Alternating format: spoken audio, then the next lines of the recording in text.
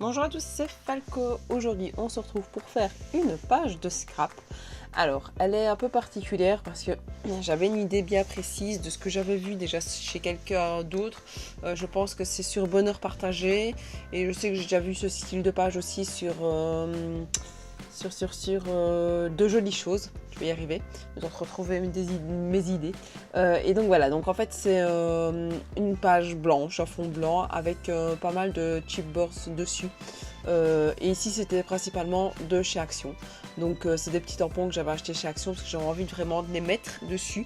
En fond, en fond, et puis après tout ce qui était chipboards par-dessus quoi. J'ai tamponné le petit mot balade. Et puis après, j'ai placé mes différents chipboards d'abord une première fois comme ça pour les replacer. Je les avais déjà mis sur une autre page parce que j'avais peur que ça ne colle pas comme j'en avais envie. Enfin, ça ne se mette pas comme j'en avais envie. Et puis au final, le fait de les redéplacer et de les recoller après, je vais quand même rechanger certaines choses. Donc voilà. Les tamponnages, je les ai faits pour en avoir en dessous, pour avoir encore sur un niveau encore en plus. Donc voilà. Les deux photos pour ta petite histoire, ce sont deux photos que j'ai faites quand j'étais me promener en port bébé avec ma fille. Donc c'est une des premières fois où elle était en port bébé. Et donc voilà, j'avais envie de pouvoir immortaliser ce moment et je trouvais que ça donnait super bien. Et je trouve que de plus en plus, j'aime vraiment bien faire cette histoire de page en fond blanc. Parce que ça me permet de rester un peu plus sobre, un peu plus neutre, je peux jouer avec pas mal de couleurs et franchement j'adore cette idée de blanc épuré. Donc voilà, ça me change un peu de mon style que j'avais au tout début que j'ai fait du scrap, mais là ici j'aime vraiment bien ce style là. Maintenant c'est pas pour ça que je ferai toujours ce style là quand même.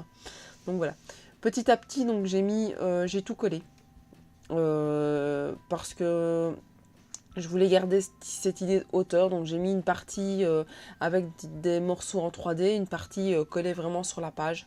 Et donc je m'y suis pris petit par petit à certains endroits.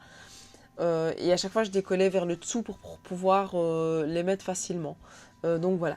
Et puis après j'ai tout bougé parce que ça donnait plus rien. Une fois que j'ai bougé un petit truc, ça a déconné. Donc voilà. Maintenant j'ai réussi quand même à avoir une page qui me plaît bien. Et j'aime bien cette idée de superposition avec toutes les fleurs.